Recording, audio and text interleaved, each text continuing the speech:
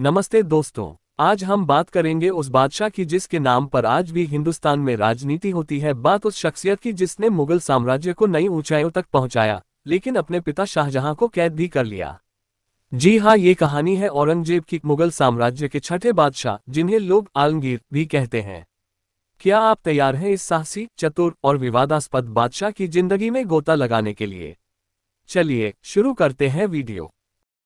3 नवंबर 1618 दक्कन के दोहद में एक शहजादे का जन्म हुआ। नाम था मुहिउद्दीन मोहम्मद, जो बाद में बना औरंगजेब। उसके पिता थे शाहजहां और मां थी मुमताज महल। बचपन से ही औरंगजेब को सख्त अनुशासन में रखा गया। कुरान, फारसी साहित्य, तलवारबाजी और घुड़सवारी, औरंगजेब हर कला में माहिर था। औरंगजेब का धार्मिक शिक्षा पर बहुत जोर था, वो सुन्नी इस्लाम के सख्त अनुयायी था।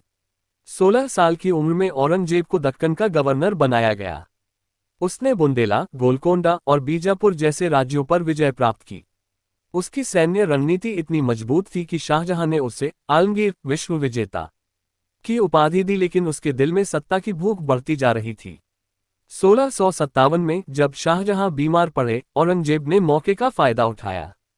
उसने अपने भाइयों दारा शिकोह, शाह शुजा और मुराद को हराया और 1658 में अपने पिता को आगरा किले में कैद कर लिया।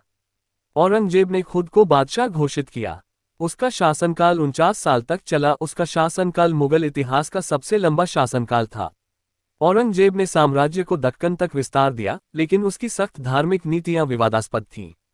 उसने जजिया कर दोबारा लगाया और कई मंदिर तोड़े, लेकिन वो एक कुशल प्रशासक भी था। उसने फतवा-ए-आलमगीरी लिखवाए। उसका साम्राज्य आज के भारत, पाकिस्तान, बांग्लादेश और अफगानिस्तान के कुछ हिस्सों तक फैला था, लगभग 40 लाख वर्ग किलोमीटर तक। औरंगजेब ने फतवा-ए-आलमगीरी लिखवाए।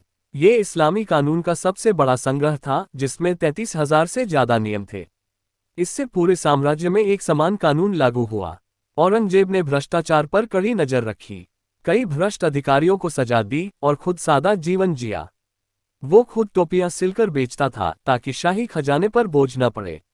औरंगजेब ने किसानों के लिए कई राहतें दी। उसने सूखे में कर माफ किए और सिंचाई के लिए नहरें बनवाई। इससे कृषि उत्पादन बढ़ा। औरंगजेब ने व्यापार को बढ़ावा दिया। सूरत, हुगली और मसुलिपट्टनम बंदरगाहों से यूरोप के साथ व्यापार बढ़ा। मुगल अर्थव्यवस्था विश्व की 25% थी। औरंगजेब ने सेना को आधुनिक बनाया। उसने तोपखाने को मजबूत किया और मराठों के खिलाफ गुरिल्ला युद्ध की रणनीति अपनाई। औरंगजेब ने कई हिंदू मंदिरों को संरक्षण दिया। उसने बनारस, मथुरा और उज्जैन के मंदिरों को कर मुक्त किया। हालांकि जजिया कर लगा दिया, लेकिन कई हिंदू अधिकारियों को उच्च पद दिए। औरंगजेब ने मुगल साम्राज्य को अपने चरम तक पहुंचाया, लेकिन क्या आप जानते हैं कि उसके कुछ फैसलों ने उसी के साम्राज्य को खतरे में डाल दिया? औरंगजेब ने जजिया कर दोबारा लगाया।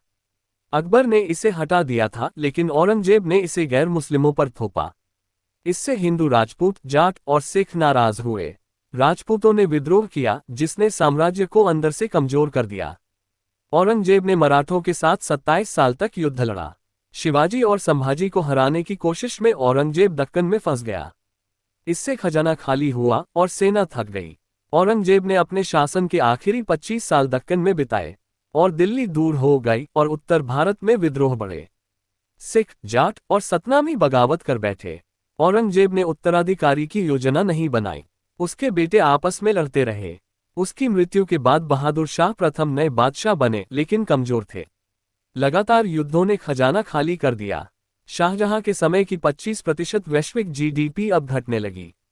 अर्थव्यवस्था कमजोर हुई। औरंगजेब ने कई हिंदू मंदिर तोड़े। हालांकि कुछ संरक्षित भी किए, लेकिन विध्वंस ने हिंदुओं में नफरत बढ़ाई। राजपूत, मराठा और जाट विद्रोह में शामिल हुए। सख्त धार्मिक नीतियां, संगीत, नृत्य और शराब पर प्रतिबंध ने दरबार की भव्यता खत्म की। कलाकार और व्यापारी नाराज हुए। 3 मार्च 1707 अहमदनगर, महाराष्ट्र में 88 साल की उम्र में औरंगजेब की मृत्यु हुई। औरंगजेब के जीवन से आपने क्या सीखा? कमेंट करके जरूर बताएं। औरंगजेब के अच्छे फैसलों को, जैसे साम्राज्य विस्तार को, भी नकारना अनुचित है, लेकिन बुरे फैसलों से हमें सीख मिलती है कि आज की राजनीति में धार्मिक विभाजन से बचना, आर्थिक स्थिरता बनाए रखना और उत्तराधिकार की योजना। कब्र को खोदने की बजाय इसे एक पर्यटन स्थल बनाकर शिक्षा का माध्यम बनाया जा सकता है, जैसे ताजमहल। इससे युवा पीढ़ी इतिहास समझेगी, न कि नफरत फैलेगी। हमारी सरकार को औरंगजेब की अच्छी नीतियों से सीख लेनी चाहिए, उसकी सोच और कट्टर धार्मिकता से सीखना चाहिए कि कट्टरता किसी भी समाज के पतन का कारण बन जाता है। तो दोस्तों, आपको हमारी वीडियो कैसी लगी हमें कमेंट करके जरूर बताएं और अगली वीडियो किस राजा पर चाहिए ये भी हमें कमेंट करके जरूर बताएं। धन्यवाद।